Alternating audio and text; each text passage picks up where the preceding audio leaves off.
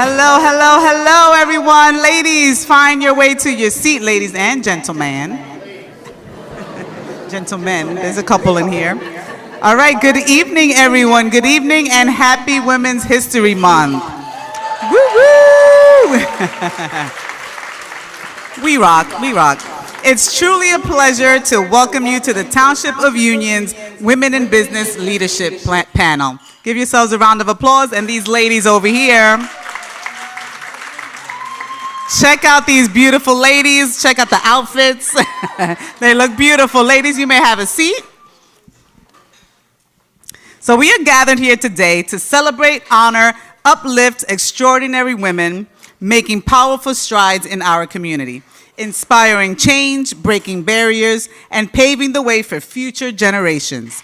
Their strength, resilience, and dedication deserve our most profound admiration and praise. I always remember the Mark Twain quote. It says, the two most important days in your life are the day you were born and the day you find out why. And these women have found out why. Woo woo. Yes, give it up.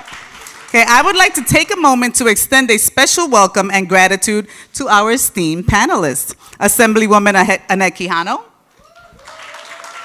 Committeewoman Sandra Terrell, Maria Sparcio, owner of the Pink Room and Shapewear. Let me model for her. Look. Sucking me up, sucking me up. Salima Scott, owner of Urban Glow. Woo-woo. Megan Bowes, representing our Union Fire Department. And she's got her whole crew back there.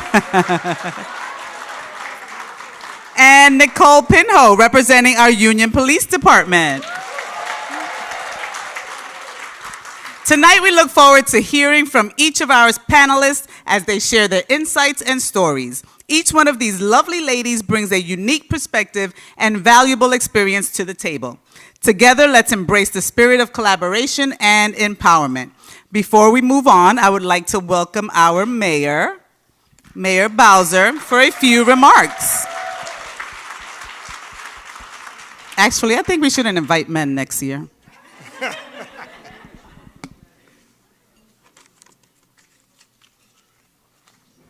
Good evening, everyone. It is an absolute honor to be here with such an incredible group of lovely women.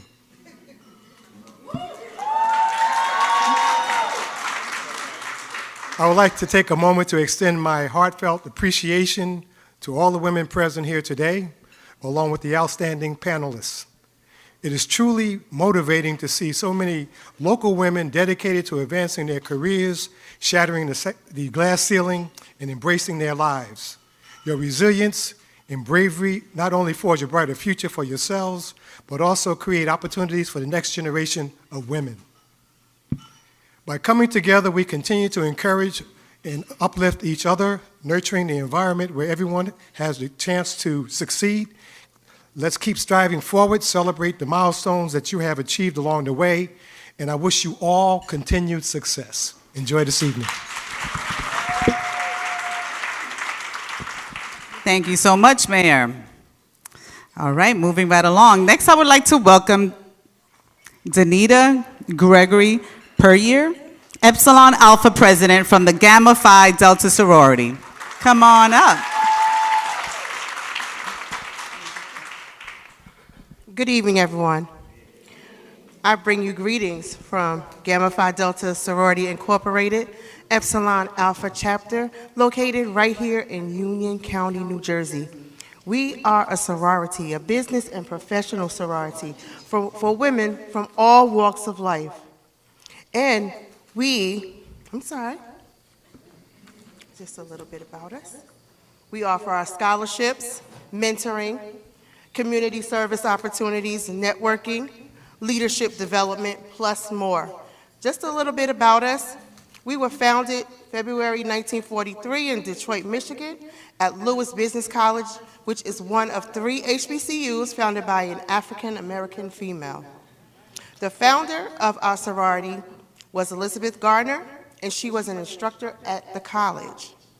Volunteer service is an integral part of our membership responsibility, and each member is expected to contribute their time and expertise in this area. We strive on our 5-point program called MEEPS, which is membership, education, economic development, public relations, and social action. We are here. We are looking for like-minded women, small business women, artistic women, creative women, unique women. With me today are a few of my sisters, as well as our scholarship chairperson, our membership chairperson, our youth advisor, our business and professional committee chairperson. And if you want to know more about us, our table is here. Just come and talk to us, and we'll be happy. But thank you for having us here, and thank you, ladies. Thank you. Okay, ladies, let's enjoy an evening, and thank you all for being here to support and learn from these remarkable women. I would now like to welcome Edith Damas, our panel moderator. Edith will guide our discussion tonight. Thank you. So let's get I'm loud enough. Just kidding. I'm Mike. I won't be yelling. Good evening, everyone. How are we doing, ladies? And I guess since there's so many gentlemen here, I'll ask how you're doing as well. How are we doing, gentlemen? Okay. The committee woman said it herself. We are so thankful for you all being here, and we appreciate you coming out to hear the journey and experience of all these beautiful women. So I won't say much. I did have a little written down, but I feel like you didn't come here to hear me speak. If you did, thank you. I really do appreciate it. But you came here to hear from our wonderful ladies, so I'll skip everything that I said, and I'll just introduce them. How about that? You ready? No, you're not. No, you're not. No, you're not. Okay. I'll skip everything I was going to say, and I'll introduce the ladies. Are we ready? I think they're ready. Okay. So starting to my right, your left, we have Annette Quijano, NJ Assemblywoman of the 20th Legislative District. Oh, you could clap if you want. I heard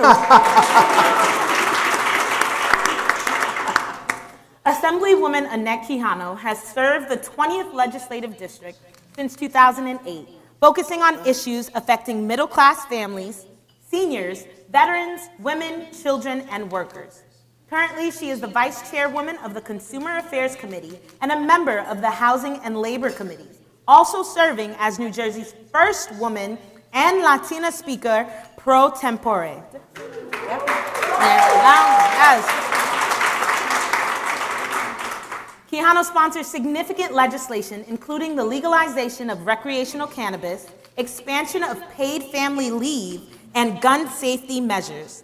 She is dedicated to various social causes. Ooh, I'm sorry.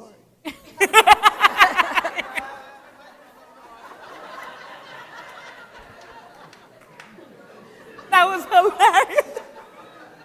I'm sorry, that was hilarious. Okay, back to the program. They are. Get the coughs out now, ladies. Get the jitters, get the coughs out now. She is dedicated to various social causes such as animal rights and LGBTQ equality.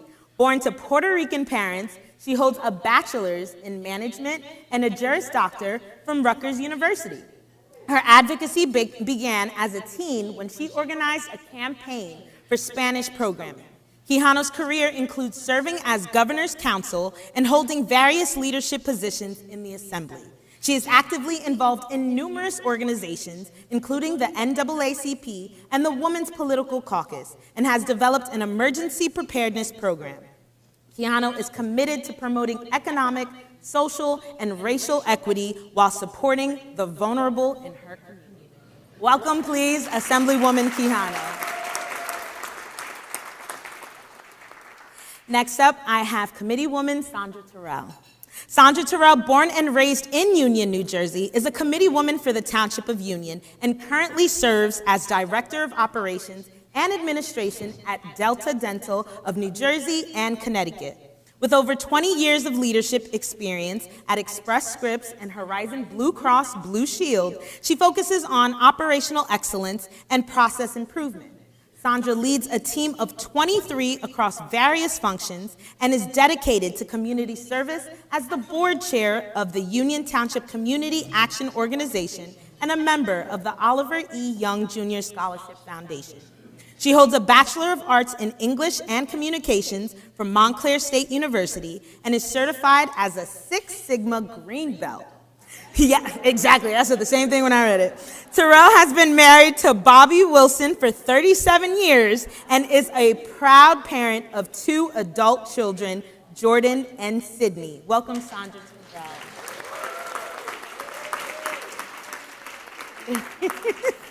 I don't want to be messing with her. I'm just letting you guys know. Next up, we have Maria Sparacio, the owner of the Pink Room Shapewear. Maria Sparacio is the founder of the Pink Room Incorporated, a shapewear business focused on empowering women. Originally from Cali, Colombia, Maria studied law in Bogota before moving to the U.S. in 2001 to improve her English. During a challenging economic period, she eventually saved up enough to start her business in 2008, launching the Pink Room in Elizabeth, New Jersey. The Pink Room offers high-quality shapewear that emphasizes comfort, versatility, and inclusivity. Driven by Maria's personal mission to support women facing weight challenges, she promotes confidence, self-love, and empowerment while advocating for diversity and inclusion. She firmly believes that success comes from uplifting others, building strong relationships, and using her business as a platform to create positive change in the world. As a busy mom of 2 kids, she strives to balance work and family to create meaningful memories with her kids. Please give it up for Maria. Now we'll move over to my left. I have Nicole Pinho, a representative of the Union Police Department. Nicole Pinho has been a dedicated police officer with the Township of Union for nearly 4 years. Her role is vital as she responds to emergency calls, patrols the town, and focuses on crime prevention and community safety. Beyond her professional duties, Nicole is committed to fostering strong relationships with the community and its residents. Nicole is also a proud mother to a remarkable 13-year-old daughter. Having grown up in Union and graduated from Union High School in 2010, she understands the community deeply. Nicole's aspirations include continuing her growth both in her career and as a mother, striving to set a positive example for her daughter by showing her that she can achieve anything she puts her mind to. Please welcome Nicole Pinho. Now, a dear friend of mine, Miss Salima Scott from Urban Glow. Salima Scott is the, Salima Scott is the founder and CEO of Urban Glow. She is a Jersey City native and mom of 2 that loves to be creative. She earned an undergraduate degree in accounting from New Jersey City University and a graduate degree in public administration from Rutgers University. Hey. She started making candles from her home here in Union back in 2019 and then eventually launched Urban Glow, selling homemade candles and other home decor and self-care items. Since its official launch in April 2020, Urban Glow has been featured in several articles, radio interviews, and continues to deliver high-quality, handcrafted products across the country. In November 2023, Urban Glow opened its first brick-and-mortar shop also right here in Union. The Urban Glow shop is a peaceful space where you can stay for a little while, either indulging in their collection of handmade soy wax candles or creating your own custom candle from various fragrances. Please give it up for Salima Scott.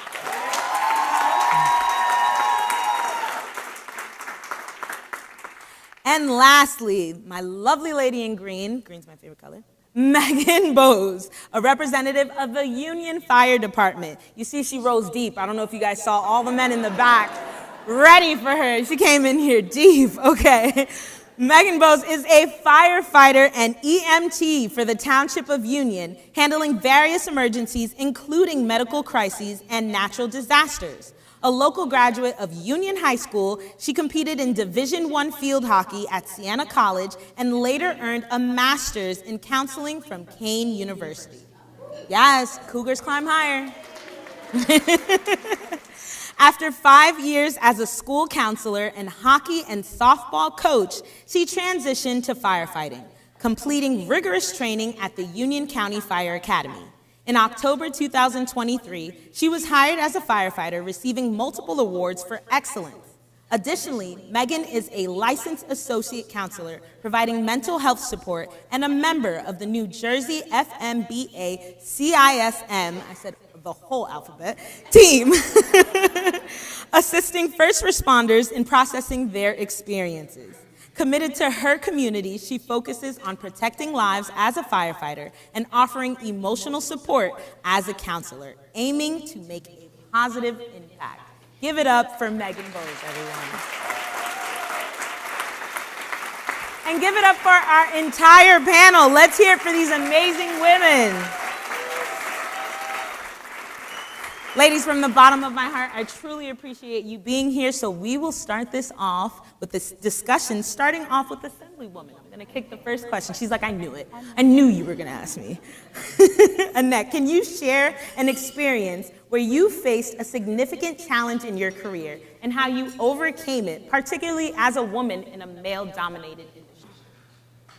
Sure, there are quite a few examples, but I'm going to give you the latest one. And it has to do with expungements and checking a system and realizing it doesn't work. And seeing the Office of Public Defender sue the state police expungement unit because they were behind by 50,000 applications, which means the individual did everything right. They did their penalties, they were paroled, they served time in jail. They had to wait X amount of time to apply. A Superior Court judge signed their expungement, and yet they were waiting up to 2 years for their information to be updated in a database. I don't know about you, but rent's due the first of the month. So 2 years is not good. And so I ended up fighting with the administration and fighting with everyone because it wasn't right. These are individual. 50,000, that's a whole town of people. And just think of the money that, people didn't buy sandwiches at a store. They didn't go, they didn't pay the taxes where they were working. And so all that money is not in our economy.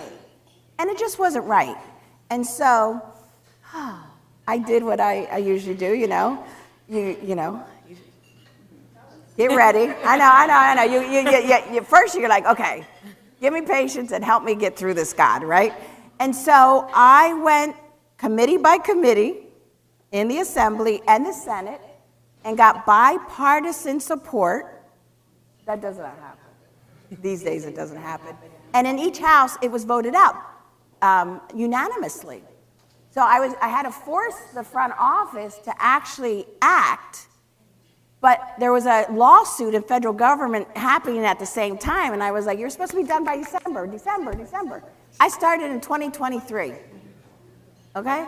The federal consent order just got signed the last week or so, and the governor will sign my bill, which he conditionally vetoed, which I fully expected, which meant he agreed with what I was doing, but here we're gonna make some changes. And that it was the only step he could do. But what happened is I had to explain it to everyone. Once I explained it to my fellow colleagues, they got it. And they're like, we're with you, and this has to change. And so, it's a male-dominated, law enforcement. I am an attorney, but, all the attorneys. But we got it done because it was the right thing to do for the residents of New Jersey. And sometimes people's eyes glaze over when we talk about individuals that have broken the law, but they don't deserve to wear the scarlet letter for the rest of their life. If they do everything that government has asked them to do, then we have to do our part. And I'm sorry, I disagreed with how they did it because I was raised by a single mother who had a business, and when there was a problem, you rolled up your sleeves, You got everybody in the room that could make decisions, and you got it done. You didn't go get outside attorneys or everybody else. No, you got it done. So there's things that we have to be more efficient in government and make sure that we take care of our residents. Definitely, and I think those are things that people don't usually see. You wouldn't know that's happening, but we wouldn't know that's happening, but I'm glad that you stuck with it, because 2003 to now, what, a week ago, 2 years? 2023, yeah. Yeah, 2 years having to fight the fight. But you kept going. I'm still going to continue because there's other issues in that arena.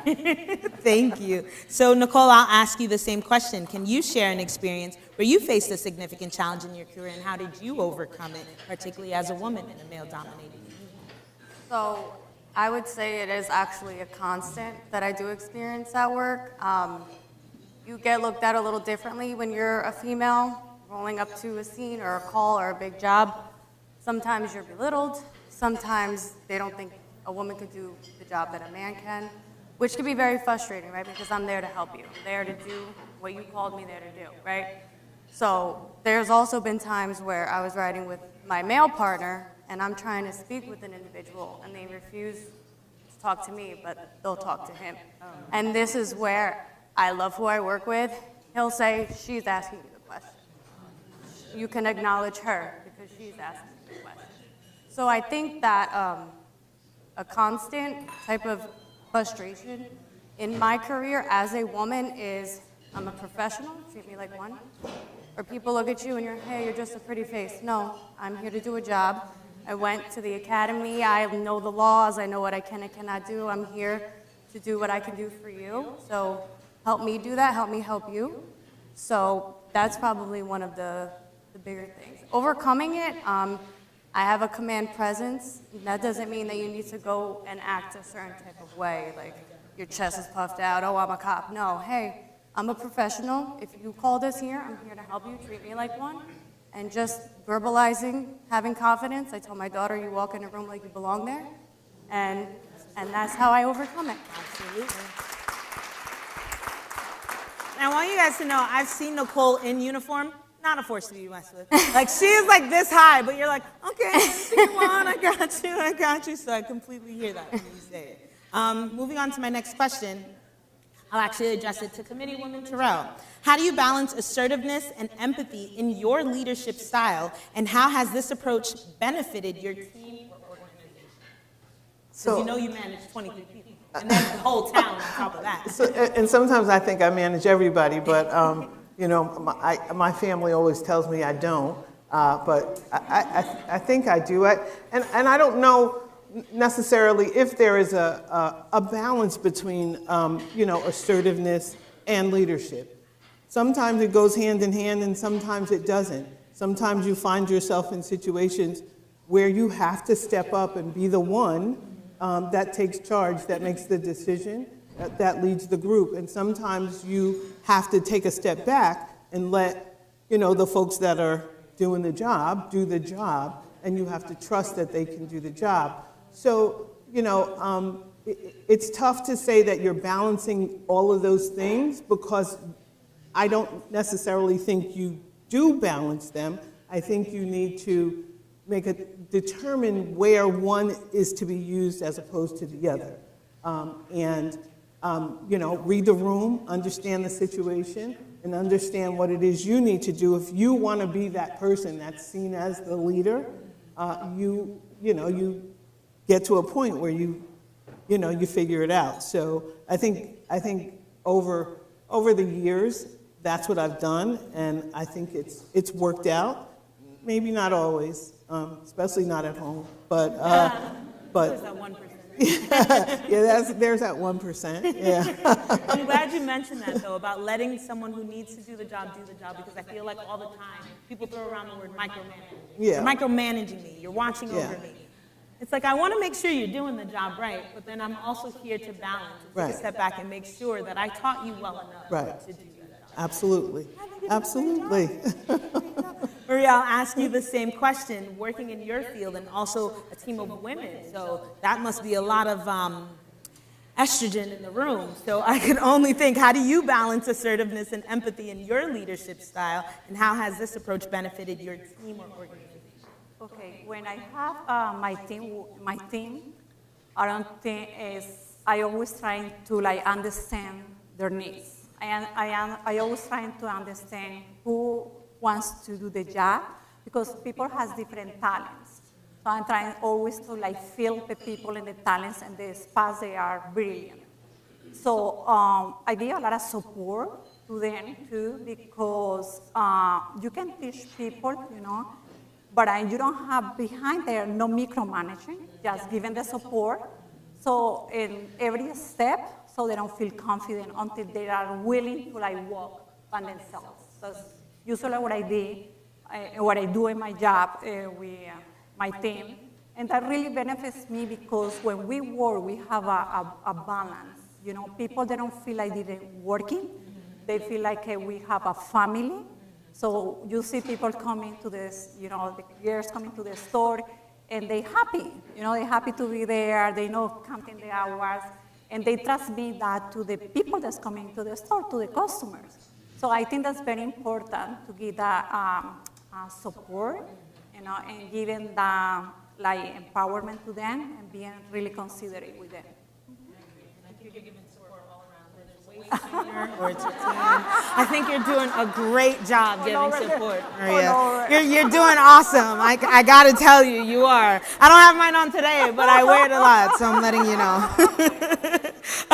I'll direct my next question over to Ms. Salima. In what ways has networking played a role in your career advancement, and what advice would you give to women looking to build strong professional networks?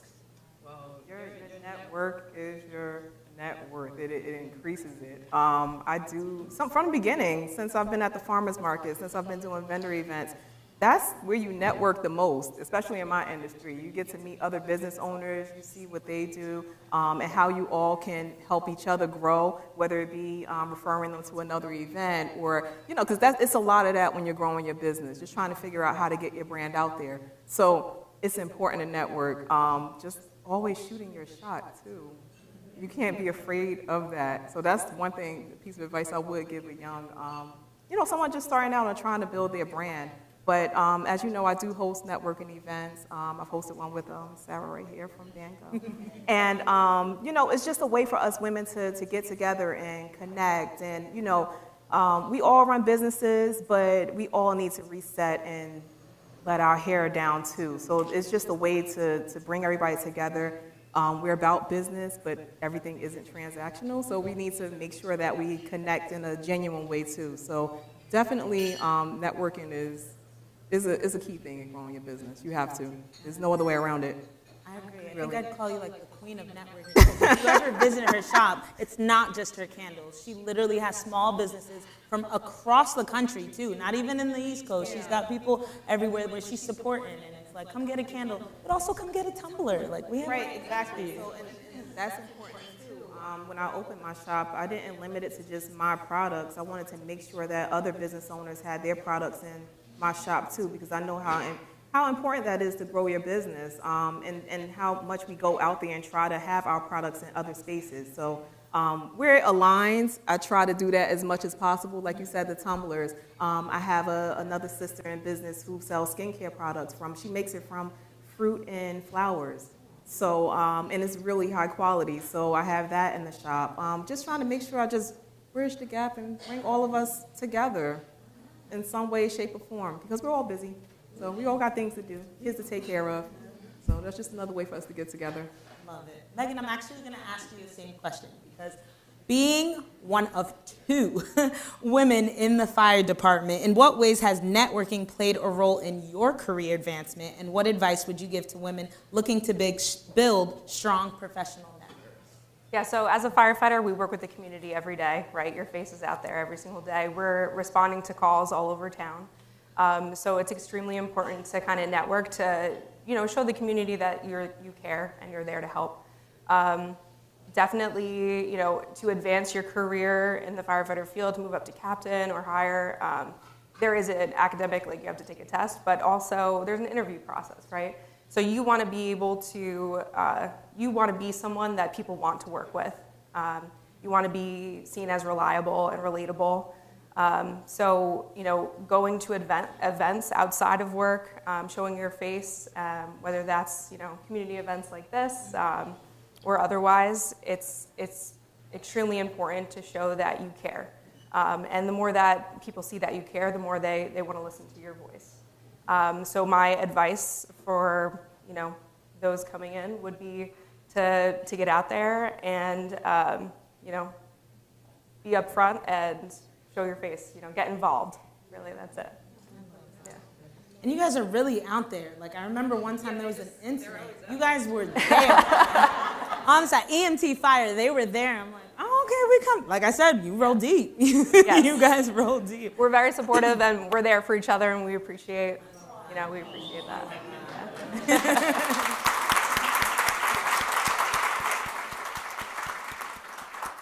Okay, so I'm going to move on to our next question, and I'll address it to you, Maria. Could you discuss a time when you used your influence to advocate for gender equality in the workplace, and what were the outcomes? I think I do that every day.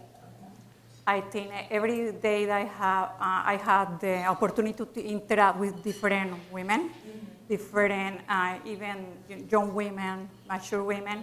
I am trying to advocate, and I'm trying to really, show that we are more capable, that we think, that we do different things, that we are, whatever we put in our minds, we can be done. So I think I always, all my life has been doing the same thing. I grew up with a mother that was very supportive, that she always was there for me, and we had really great relationship. And that's what I try to do with every woman that I met. Trying to advocate for us and trying to support each other, and trying to welcome everyone. Yes. I think you do too, because you're always out at the grand opening of the businesses. She's like, yeah, I'm in the pink room, but I get down to business. Like, I think you do a great job. Thank you. You're welcome. Assemblywoman, I'll ask you as well. Could you discuss a time when you used your influence to advocate for gender equality in the workplace, and what were the outcomes? Well, There's many, I know. no, I'm just thinking. No, I think it's important when there's a job opening that you look around your own network and do you know someone that could do that job.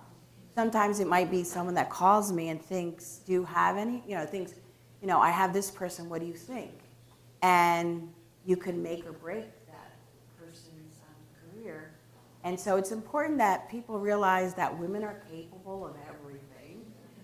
Most women do so much in one day. They run the households, they make sure that the food and the bills are paid, they have jobs, they have children. And so sometimes the job is the easy part when you compare it to the other responsibilities. So I think as women, we should make sure that we recommend women that we know that will do well. Yeah. Because it doesn't help anyone if you recommend someone who's not qualified. Actually, you make it worse. Yes, can we clap for that? I really do want to acknowledge that. I don't have a problem saying this person will be great, this person would be even better, and explain why. Yep. Sometimes women are not really good at talking about themselves. They're not good at promoting themselves. And it takes another woman to recognize the power that the woman has, the experiences, the possibilities. And so I've been called the pipeline, because I've had interns and people that work for me that are now in governor's office, deputy commissioners, people in Washington, that although they're not women, they know our agenda. So I think it's really important that we educate the men to talk about our agenda too, and that they are supportive. Y'all hear that, men? Listen up, we're educating you tonight, okay? So make sure the ears are wide open. I'll actually ask this to all of the ladies here, so jump at it, whoever feels free and can relate most. As we celebrate Women's History Month, who is a female figure, past or present, who has inspired you, and why? Who wants to take the first crack So, I'll go first. Okay. Since my mic is on. Your mic's always on. I think they love you over there in audio. It really is. So it's a very interesting question, and honestly, my answer might be a little hokey, but it's a true answer. I'll start by saying I think words are very important, and I think about Ketanji Brown when she tells a story about a situation that happened when she was at Harvard, and she was thinking about quitting, and somebody walked up to her and they just said to her to persevere. And because that person said that one word to her, it changed her life and she ended up where she is today, which is a good thing. But when I think about the word persevere, the person that I most want to talk to again is my mother. So my mother passed away 25 years ago. And to make a long story short, my mother, when she was 13, she was put into foster care. She graduated high school. She became a domestic worker right here in Union. She worked for a judge in Union. So she was a domestic worker, but it was not enough for her. She ended up having 3 kids, me, my brother, and my sister. I'm the youngest, so just remember that. I'm the youngest. So she had 3 kids that she had to raise, and she was raising those kids on her own. My mother started college the same year that I started college. Took her 10 years. Wow. Took her 10 years. Doesn't matter. When my mother passed away, she was the executive director of Union Township Community Action Organization. Nice. Woo-hoo. So again, when I think about the word persevere, it makes me think of her because that's exactly what she did.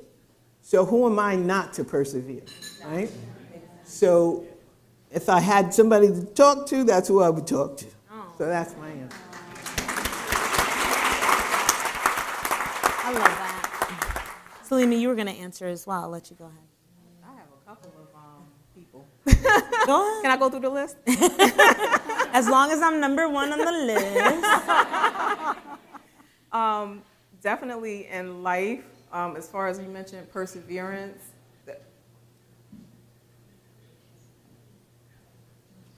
Oh, don't make me cry. My own mother right here.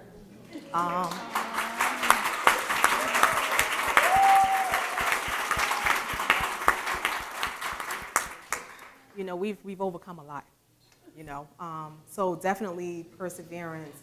She's definitely the epitome of strength and courage and just pushing on in life, right? And trying to make things right. So that's definitely one person. I could say early on in college, we're talking about leadership right now. My college days, that was many, many moons ago. I was the vice president of my student government. So that was my first thrust into leadership. I did that for 2 years. And here I am, this little 19-year-old just, in a high collegiate position and, in charge of clubs and different organizations and just learning what it is to actually be a leader and be second in command. So that and having women by my side, administrators during that time that really taught me how to lead, how to be assertive. I was terribly shy at that time. I can run my mouth now, but I was definitely shy. I did not like speaking in public. If I could just go in a corner and stay there, that's what I would do. And did that for many years. And it was like them just pushing me out there to the forefront at meetings and, such. So that's definitely 3 particular women during my college career. And then as far as entrepreneurship, my Aunt Mary, during that time, she just dropped those seeds into me too and showed me that I could have security of having a full-time job. I'm a 9-to-5 entrepreneur, y'all. I still have my full-time job. I still run my business. But she taught me that I could have that security and then also live out my passion. So definitely those people have been instrumental in my, in my life. So I've had about, a lot of women. How about that? Give it up for all the women. Yes. Did anyone else? Oh, I would say my mother. So my father left her when I was two children, and she went to beauty school. And that has been our lottery ticket. Because my mother can outwork anybody, let me tell you. And she did. And the thing is, I say that she's the most intelligent woman because she has her PhD in life. You know, I tell people that are single mothers, you can do it. My mother did it. It is hard. There's going to be days that you're going to be on your knees praying, but you're going to get through it. So she taught me perseverance. She taught me to be a person of your word. If you say you're going to do it, you're going to do it. And to make sure that you outwork anybody else, because no one could take her out. She ended up opening her own beauty salon with no safety net. My grandfather, a farm worker, gave her some money, okay, and it just flourished. And she then went on to build a strip mall and had her beauty shop and built the apartments in there. And she's not going to like it, but she's in Florida, so I hope she doesn't see it. She's 82. She's still working. She has to have her money, and hey, let's be honest, with what's going on with who knows Social Security, she better have her extra money. But what's important was she always, in the beauty shop, empowered other women. And you hear too much in the beauty shop. So I heard some things I shouldn't have heard when I was younger. So I was ready for stuff, right? But also what was good about the beauty shop was the fact that there were women from all countries, all different occupations, and they each have their own power, their own story, their own dreams about, the future and what they would like. And I found that when women come together and talk about what they would like in the future, or what I might see for you in the future, because I see something in you that you don't see, that you have a power just building there, and it empowers other women, and it just proves that if we actually work together and not tear each other down or fight with each other for the same crumbs, let's be honest, let's go for big stuff, big positions, big stuff, that everything is possible because every person has their own skills, their own God-given talents, and that if we come together, we could do wonders.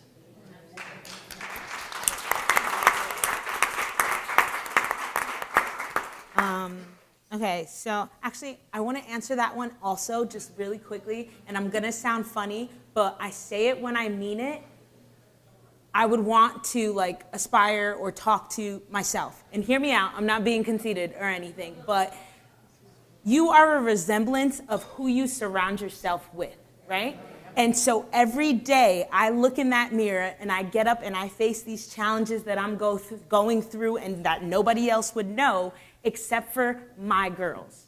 My girls know the struggles that I'm going through. My girls know the battles that I have to face each and every day that the women, the men won't see. So when I say me, I mean those ladies that are holding me up. I mean the ladies that are by my side every single day when I'm having random cries in the car because, you know what, Tuesday's the day where I need to cry. And on my way home, I'm going to cry and I'm going to call Jaleesa or I'm going to call Veronica and Emily. So I really love the sisterhood that stands behind me because when I think of myself, I think of my girls. So I just had to get that out. Anyways.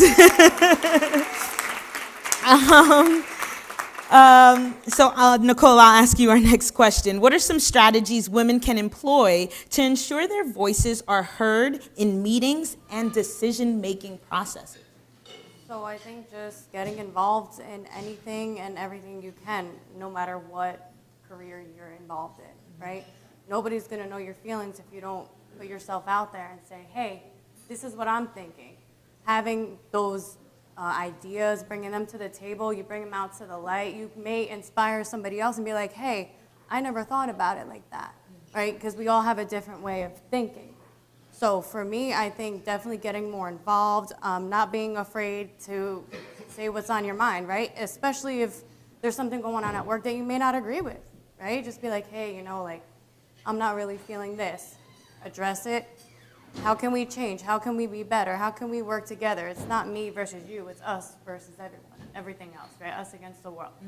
To piggyback off of what you ladies were saying earlier as well, just to add into that, maybe related, maybe unrelated. My mom always used to say, tell me who you walk with, I'll tell you who you are, right? Keep a powerful group of women around you, because I'm only as good as the strong woman next to me. I can only learn from being around smarter, more intelligent, more experienced women. So to piggyback off of what she was saying earlier, women support women. I love seeing a powerful woman. I love seeing a woman have a voice. Again, I'll say it again, walk into a room like you belong there, because you do. And that's it. Yes, absolutely. I love that you mentioned when you said don't be afraid to say something, because sometimes you have the best idea in the room and no one would know if you kept your mouth shut. So sometimes you just got to say it and everyone's like, oh, well, she's beauty and brains. Yeah, no Ash. Anyways. Yes.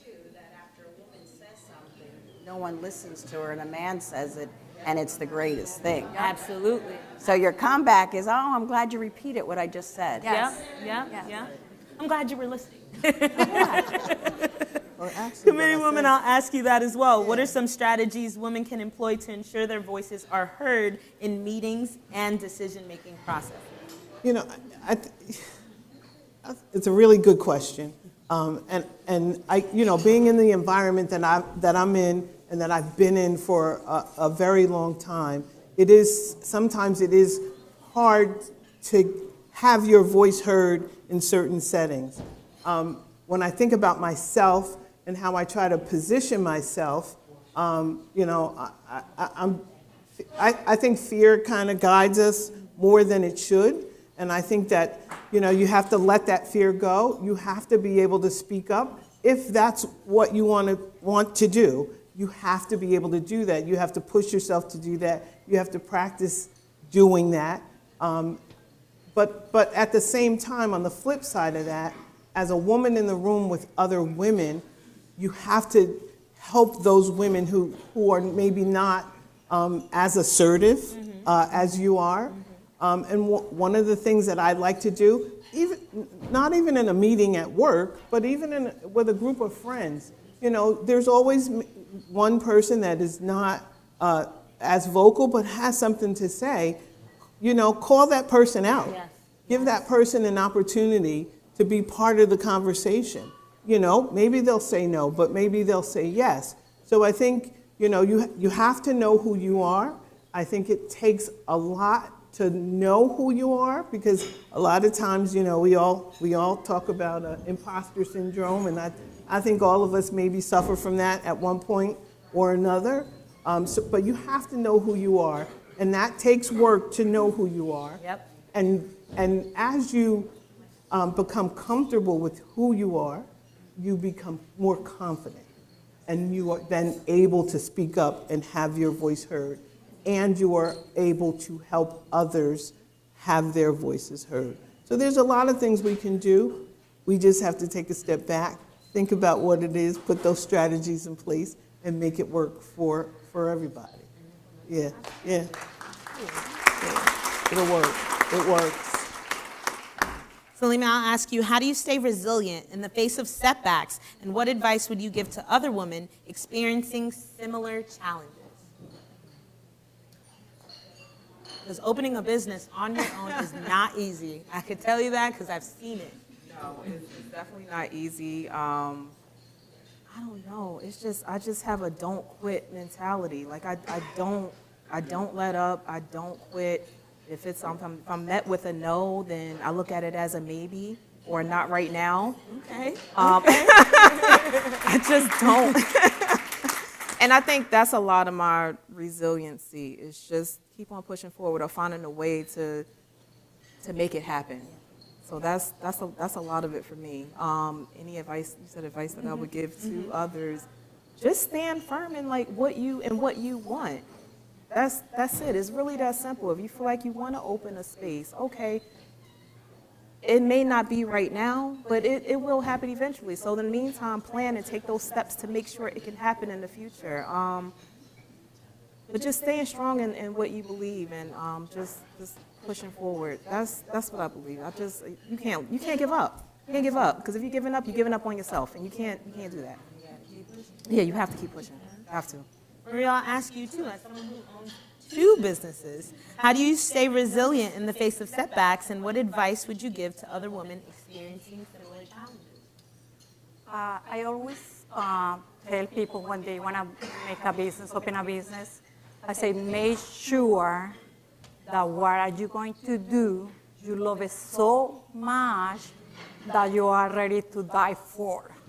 Because when you come to a business thinking that you are going to make tons of money and things they don't come in that way and they fail, it's going to be catastrophic for everyone. So I always say you have to focus on the talent that you have. You have to focus on what you really love to do. And from there, come and start to plan your business, do your research, numbers. Numbers are so important. So start to think about all those things. But it's very important. Don't quit. Don't quit, because time changes every single day. The world changes every single day. So we have to be ready to adjust to everything that's going on. We have to be ready to implement, to be creative, to be like moves immediately when you see the economy is not going in this way, in another way.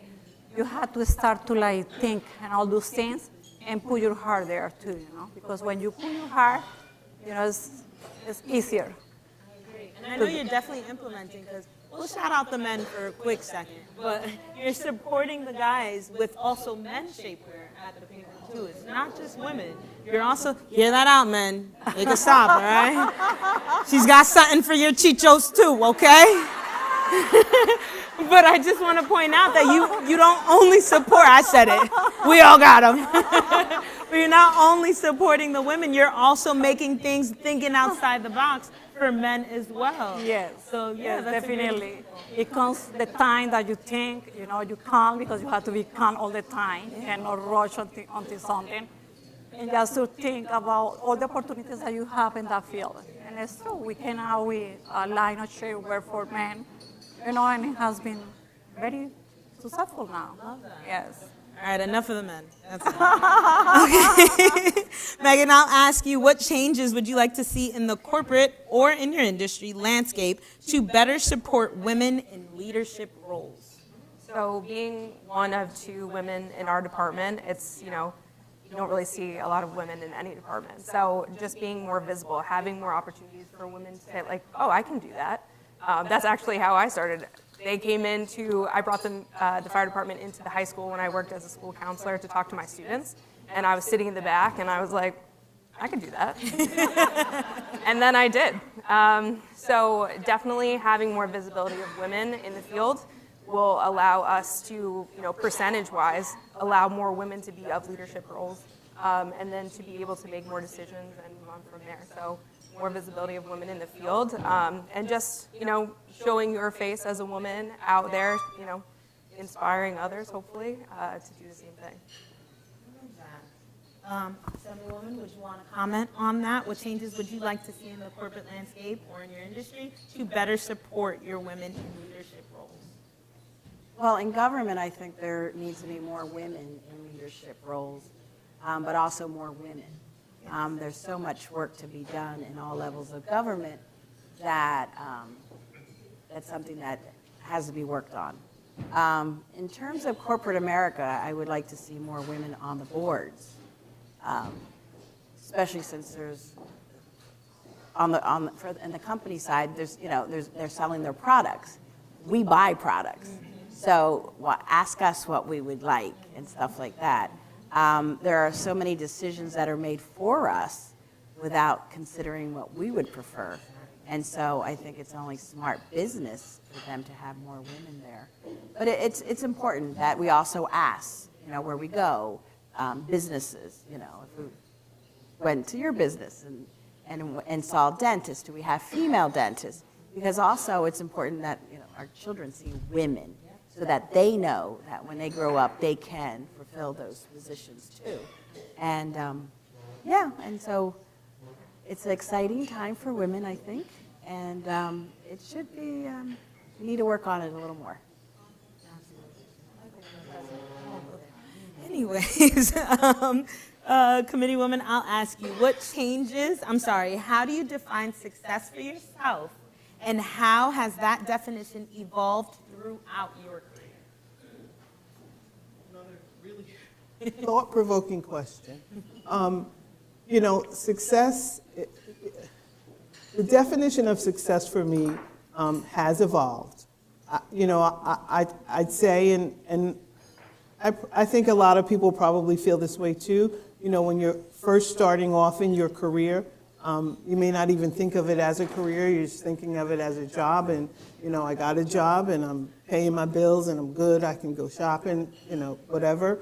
And you aspire to do that, to be able to get money, to pay your bills, to live. You don't necessarily think of it as more than anything than that. But over time, it starts to change, it starts to evolve. And I think for me, as I've gotten older,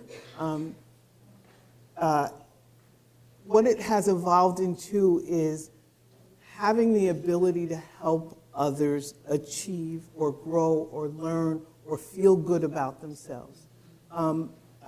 I've been in corporate America for a really, really long time. I work for a company now, and it's a small company, and there's a lot of tenure in the company, meaning that the people that work for this company, they haven't worked anyplace else. So they've been there a long time, and I sometimes feel like a lot of the folks that work there don't necessarily understand that they have choices, that they can do more, they can go places, they can be bigger, they can get what they want. And so for me, being in the position in this company, one of the things that helps me feel successful is helping those people understand that they do have choices. So it really is about the mentoring of the people, helping people believe that they are good, that they are great, that they can do more. And when I see people take that and own that and believe that about themselves, and then become willing to take another step, a different step, then I feel successful. So it's morphed, and that's where I am today. So if I can help you, that is what makes me feel good. So, yeah.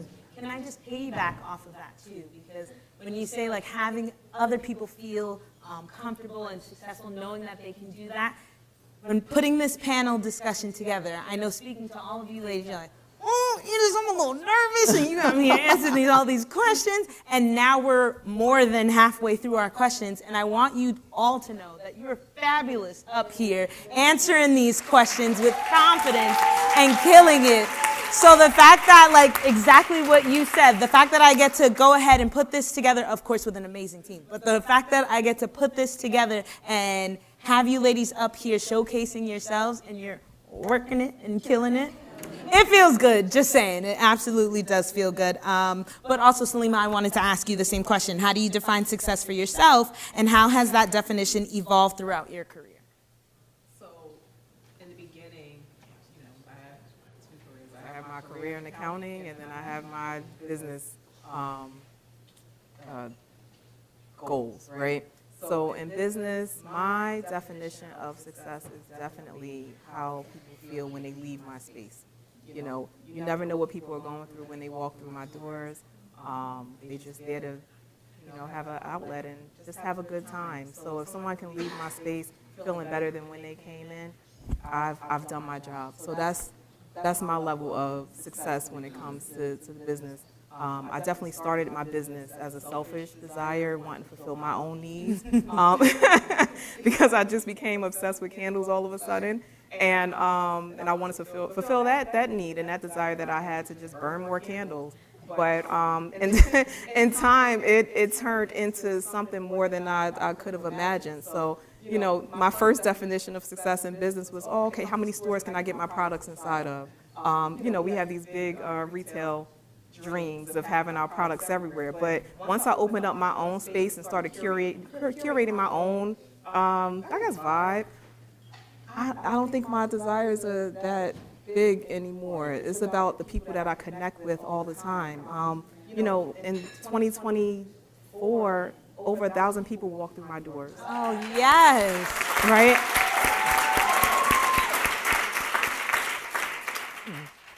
And to have that from something that I started in my kitchen.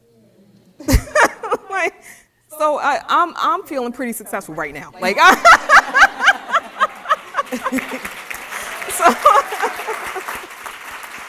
Absolutely. you know, but when it comes to my 9 to 5 part, you know, in the accounting field, I don't know, over the years that had to change too, because, you know, in the beginning you're ambitious, you want to, you know, work for a private company and, you know, one day, you know, make partner and all this other stuff and have these dreams and aspirations. But then I had to, over the years, dig deeper. I'm almost 20 years in my career, and at this point it's about me, you know, feeling good at the end of the day. Not trying to be in charge of somebody. Like, that's not my goal at all. I just want to go home to my kids. That's success, when I can get off work at the same time every day. But yeah, so that's my definition of success. Just really connecting with people, and, you know, them feeling good makes me feel good too. You know, and I come across a lot of people. It takes a couple times for me to, like, you know, I see a lot of faces, so it takes a couple times for me to, like, really, you know, connect. But I definitely, that makes me feel good when somebody can come in my space and leave feeling good. I've done my part. Yes. All right, I'm getting down to my last 2 questions. I wish I could hold you guys up here forever, but I can't. So I'm going to leave this one to open, but for anyone to jump in, but I'll actually start with you first, Nicole. Why is it essential to have a dedicated month to honor women's contributions, and how can we make the most of this recognition? I think it's essential because for a very long time, we weren't allowed to, right? We weren't allowed to have an opinion, we weren't allowed to have a voice, we weren't allowed to be a leader, we weren't allowed to be a boss, and now we are. Well said. I think a lot of women worked really hard for us to have the opportunity, the leadership, the success that we have, and I think it's very important that we acknowledge that, because every single one of us brings something to the table. Every single one of us has something that somebody else doesn't have, right? And then you have each other, where you feed off of each other and you learn off of each other, and I think it's very important to remember that.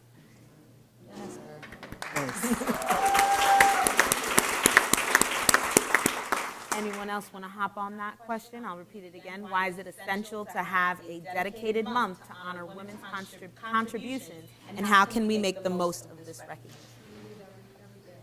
Say it one more time. Every day. Every day. Every day. It's important to have the month, but I think we need to start expanding out. Because you can only have so many discussions and so many events, and then we're missing some because it's scheduled on the same day. I think it's important that we acknowledge women's contributions and what we can become. You know what's funny? I did this comedy show, and I had a joke about Women's History Month.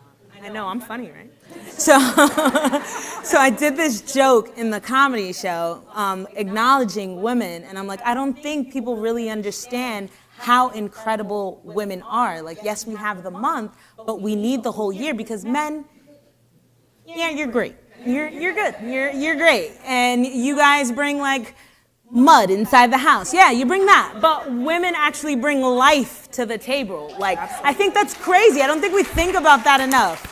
Obviously, yes, we need the men, but we bring the life to the table. So let that be clear. I'll go to my last final question.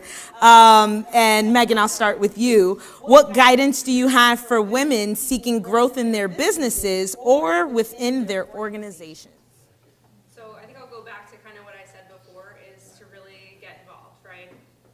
Go to things that are happening in town, especially me working in town. really want to put your best foot forward. Another thing I like to say is news travels fast, whether that's good news or bad news. So you want to make sure that you're memorable and that you're spreading that good news. I would say, make sure your voice is heard in certain things. Like we have a firefighter union. We meet monthly, and I make sure that I'm at every meeting so that if something's to come up or there's a situation, that I get to have a voice in that situation.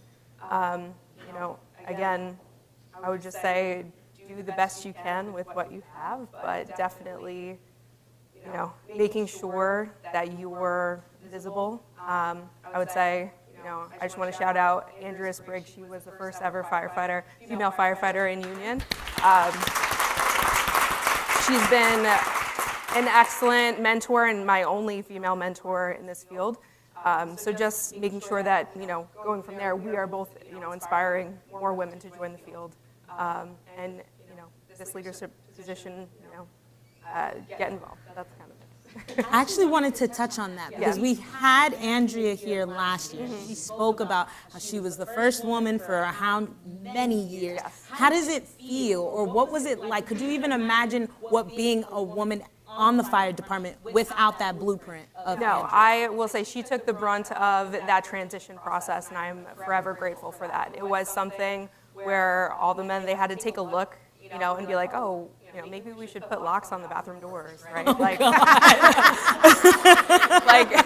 little things that, us women, we wouldn't even think about, obviously, but, it's just, she really helps me with that transition. I'll be forever grateful that she took, really the brunt of that to be it allowed the department to make those changes. So by the time I got here, everybody has been incredible and welcoming.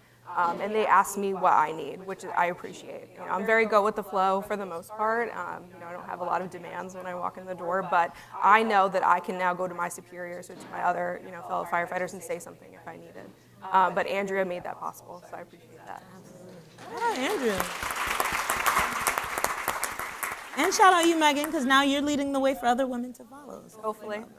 I'll ask it again, open to all the women here. Lastly, what guidance do you have for women seeking growth in their businesses or within their organizations? I would say we are dealing with times that are changing, but I say through it all, just never let your values change and your why change of why you started your business. I would definitely suggest that. And then also, too, when you're starting your business or trying to grow it and develop it, I would say definitely have a plan in place. It's hard to sit down and create a business plan. I hate doing that because it feels like homework to me, and I'm done with school, so I don't want any more of it. But I would say definitely develop a business plan and a growth plan for your business, and leave it a little bit flexible, so just in case you need to make a pivot within your business, there's room for that. So I would definitely suggest that, and don't be scared to go after your goals either. You have to fear forward. Fear sometimes does either paralyze us. For the most part, it does paralyze some people, but just use it as fuel and do it scared. Do it scared. That's it. It'll get done. Kiki, she was talking to you. She said make sure you network afterwards. Yes, make sure. Just shouting out a business owner that I met today. So Kiki, that message was to you. Also, building your business, networking. It could be people within your industry, outside your industry. I think we all have something to offer each other. We just have to find that common ground. So just definitely putting yourself out there and not being too afraid to. Sometimes you have to lay out what you want in order to get it. Maybe that other person can help you with it. You just never know, because if you don't open your mouth, then you'll never know. So yeah, definitely network and put yourself out there too. That's it. I want to say something. What guidance do you have for women seeking growth in their businesses or within their organization? I would say do your homework. Figure out where you want to go, and then figure out the steps to get there. You might not know all the steps, but then you can research, you can network, you can talk, and you can start filling in those steps. And then that way you're always prepared, You can always say something in a meeting because you're prepared more than anybody else. People respect others that are prepared. They can say anything they want about you, but they can't say you weren't prepared to speak on the issue and knew the issue. Ladies, thank you so much. Round of applause for these ladies. Oh, yes. Are we doing a standing ovation? Oh, my God, yes. I love it. I love it. I love it. I just wanted to say, ladies, and this goes for everyone, you are all strong, capable, and deserving of every opportunity. Your determination and resilience inspires me as you continue to pursue your dreams and make a positive impact. And to all the women here, remember your strength to overcome obstacles and achieve greatness. Believe in yourselves, support each other, and keep shining bright like a diamond. The world needs our brilliance, okay? So give it up for them, but also give it up for you, ladies. Now, actually, no, we'll do the Q&A. We'll do the Q&A first. So, okay. Oh, wow, Sal's our mic guy. Give it up for Sal, ladies. So if anyone does have a question, okay, we'll come right over here.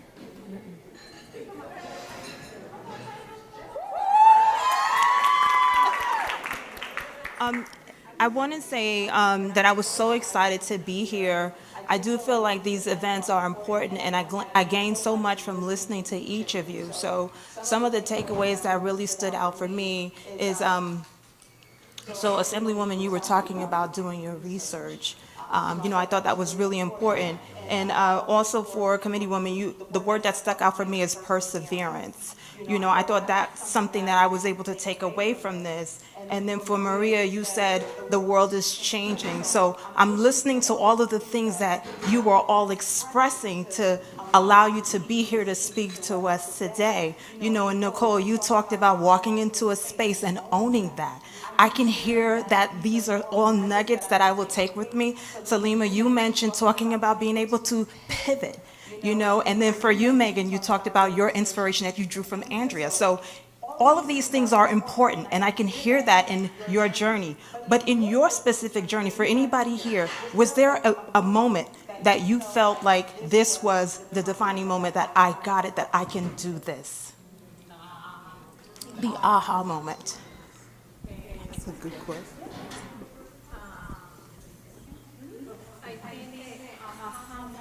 When I decide to do what I am doing now, is when I start to see women and explain about, the compression garments that we do, and they say,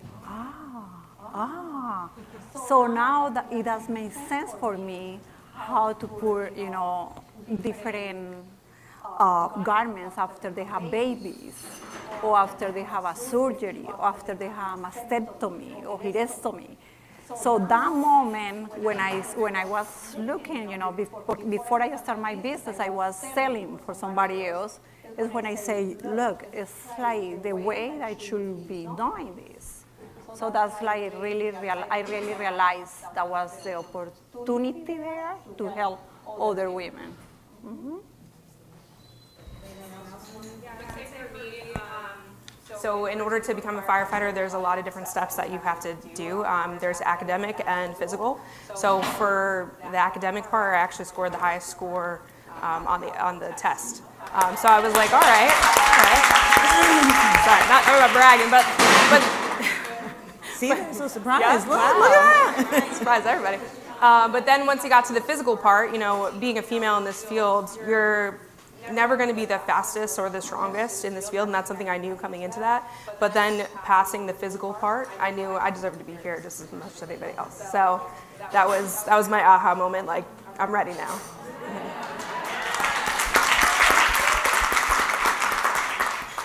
Yeah.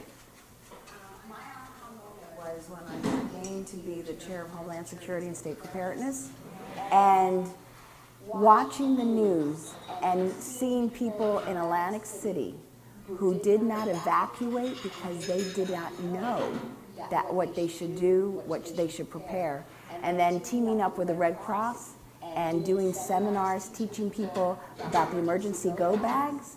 And when they got it, and it was right before something hit, and then afterwards someone saying, thank you so much, I was prepared because of you. And I'm like, aha, I can make a difference.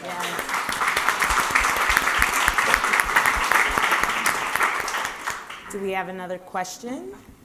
Yeah. Hi, and thank you for sharing your professional journey. My question is, how do you balance mental and physical wellness with the demands of life? Who wants to tackle that one? Nicole? It is. So for me, I make it a point that me personally in my field, I do not bring work home. And once I started in my career, I'm a single mother. I do it all by myself. It's me and her. And if I had a bad day at work, that's not her fault. So I learned how to leave it at work. If that means I have to get out of work, go get a workout in and blow off some steam, that's what I do.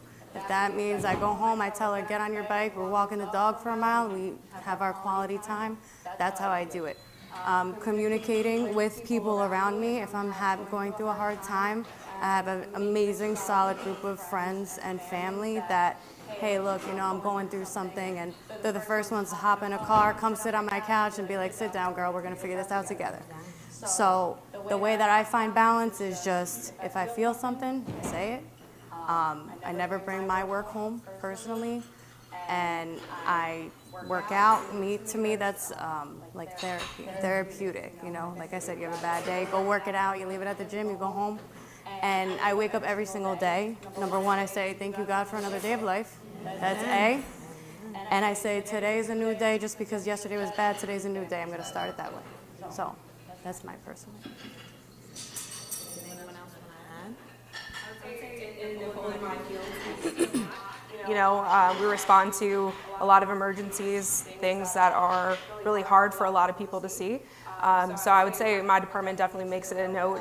You know, the guys on my tour are always like, hey, I know that was a little bit rough to see. How are you doing? They'll send a text later. How are things going? Like, did that affect you in any way? So, you know, I had that support of my brothers. They were just here, you know. I got one more back there.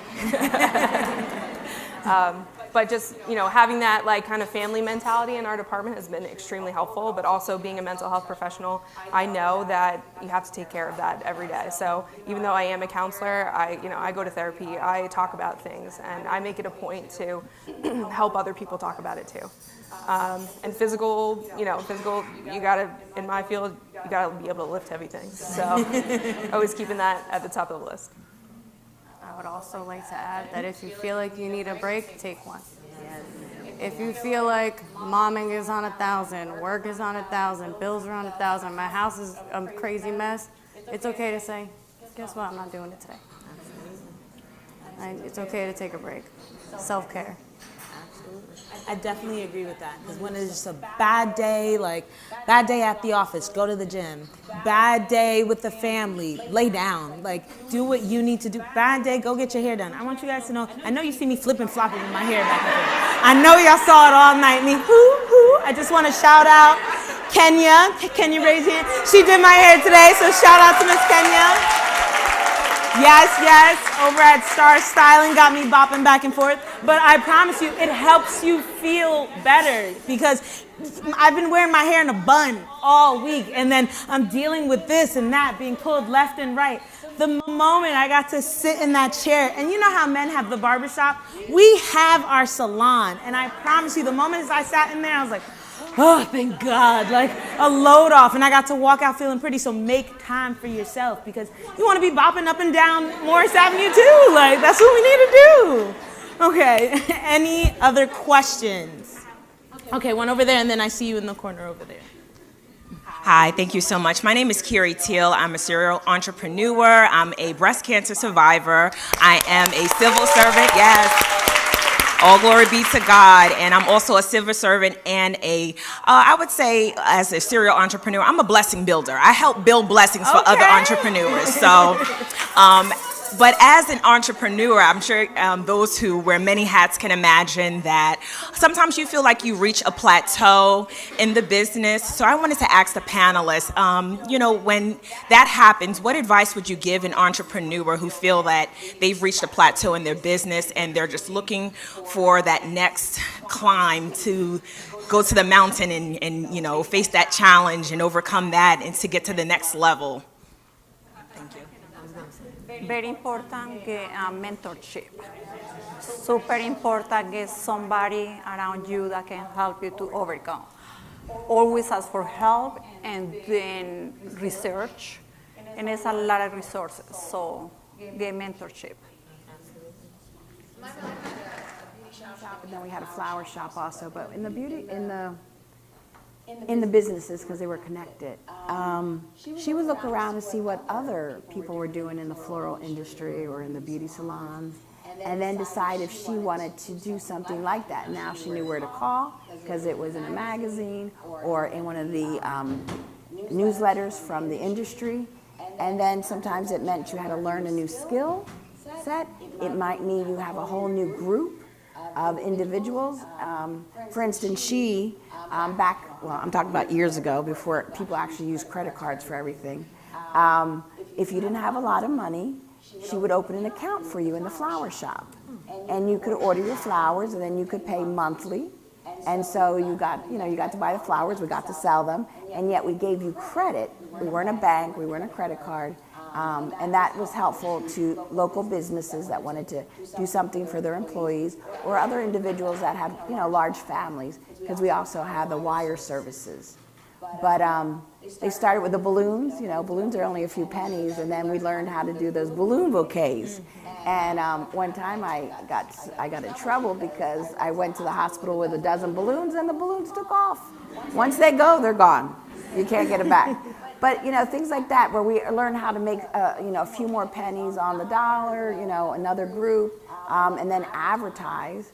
We hadn't really advertised because my parents had small businesses in a small town, and so they weren't sure. But with advertising, we started going to 25 towns instead of just 3 or 4, and making sure that we saw that on Sundays most flower shops were closed. So my father's like, oh, I can work half a day, and then we have the other half a day off. And so they started building their business because they offered a service that most other people didn't. Okay, so I'm gonna take our last question in the back over there, because I still want to leave y'all time to network, okay? And I have a surprise. Hello, ladies. Jennifer Bruton, the Self Care Sanctuary. I'm a veteran, and I also have a nonprofit organization dedicated to entrepreneurs. My question,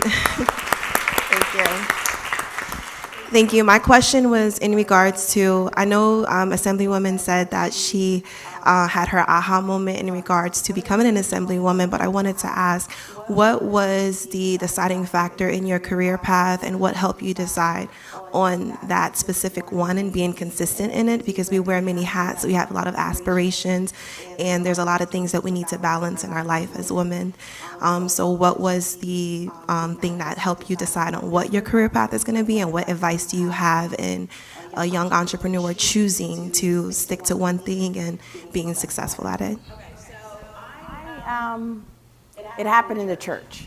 There was a moment, and it was in when a cable company was going to cut Spanish language programming. And so I was a Sunday school teacher, believe it or not, for kindergartners. And so when we went up to have Mass for the children, there was a whole discussion. And I was like, well, wait a minute. The cable company doesn't care the color of your skin. They only care about green. They want the money. So then what can we do to make sure that they understand that they're going to lose business if they do this, right? And so that beauty shop, oh my goodness, that is like the best place. Because women were there, I told them the story, they signed a petition. And we shared that petition, and we got some elected officials. And I was like, wow, if I can do that, and I think I was in my teens still, what could I do when I become an adult? And so I understood the power of bringing people together, for a same issue, and I understood how to leverage that in the future. Because then everybody's like, oh, she should run for public office. I didn't even finish high school. And so I was like well, we'll do it, give me time. And then it's being open to the possibilities that the world presents. And it always doesn't come knocking. Then again, you know, I lost. I ran for office and I lost. And I was like, oh, then I shouldn't even follow that. Maybe that's not for me. And then I got a call, and I was in the governor's office as one of the attorneys for one of the governors, was actually 3. And someone said to me, are you ready to run? And I thought about it, and I'm like, okay, I'm of the age, I'm older, so women become, I don't know, more wise. People think we're wiser if we get older, okay? And so I'm like, oh, at this age, I am wiser. People will take me, you know, seriously. And what else is there to do? Because there is a certain feeling, and the committee woman said it, of helping others, of opening doors, and making sure that women understand their power. Because everybody has it in the room. You may not have used it yet. You may not have acknowledged it yet, but it's there. And so that I can do that I can highlight things, that I can host a cancer screening for the uninsured, okay? That I can do that I can make sandwiches and then bring other people to make sandwiches for the homeless, to me is success as a person, as a human, and as someone that can make a difference. I mean, you know, everybody talks about politicians, but you don't always know everything else we do. We don't always broadcast it. I always ask people, because let me tell you, 1,000 sandwiches in a day is a lot. I want all the hands I can get. But there's other things that we can do, and you don't even have to be an elected official. You can do it in your own community. If there's a problem that you see, say something and do something. Because if one person does it and another person hears about it, then, you know, you really have that force of womanhood looking at the problem and working on it. Okay. I don't know if anyone else wanted to add. All right. Well, that concludes our Q&A portion. Give it up for you guys. And I didn't acknowledge them before, but I did want to take a few moments to acknowledge our dignitaries, because you reminded me, elected officials. We do have our township committee here. So first, our mayor is over there. You heard him speak earlier. Our deputy mayor, Joe Florio. Committeeman Manny Figueredo. Our lovely MC of the evening, Patricia Frazier. And I know he snuck in here, but he's always in the background somewhere. State Senator Joe Cryan. I know you're here somewhere. Okay, there he is. In the back, hiding. But I will turn it back over to our MC, because I hear she would like to honor someone this evening. Oh, thank you. Thank you. Weren't these ladies wonderful? Thank you, ladies. You did a great job choosing these ladies. Thank you so much. I definitely was inspired this evening. See, yes, we need them. We need them. Thank you, Mike. Thank you, Sal. Once again, give it up for Sal.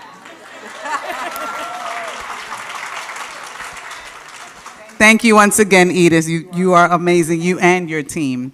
So as we wrap up our program, it's time to shine a well-deserved spotlight on our incredible Women's History Month honoree.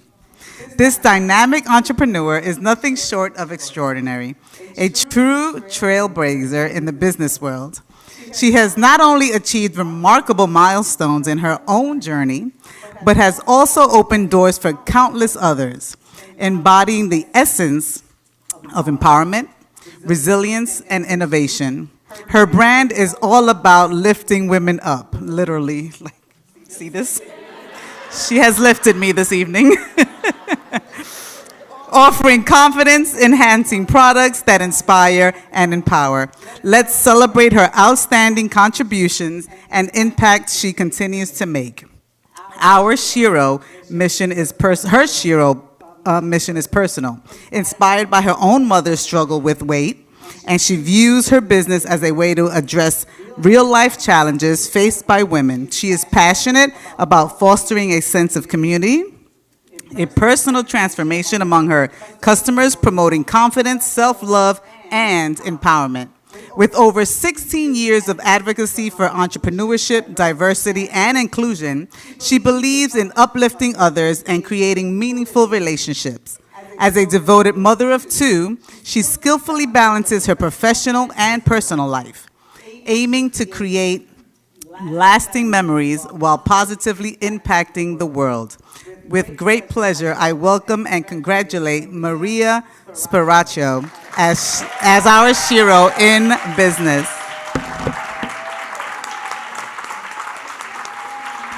Come on over.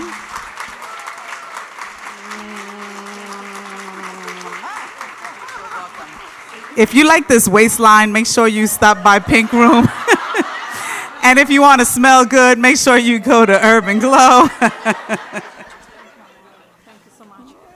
Thank you, thank you, thank you. I was like just listening, and I was getting like more like, what is this? It's really a surprise. Thank you. I really appreciate it. I really appreciate the support that has been to me through the town. Like I always say, I love this town like my own. And thank you for every opportunity I had to meet, wonderful people through my business, to the community, to working with the community. And thank you. What else can I say? Thank you to my husband, too, because my husband being a big support, he is the one that takes everything. So thank you to Henny and my great friends, Sandra, having my support to every single day. Thank you. I really appreciate that. Again, thank you all so very much for coming out. I hope you had a wonderful evening. Make sure you network, contact every single person, get their business card, and have a wonderful rest of the evening.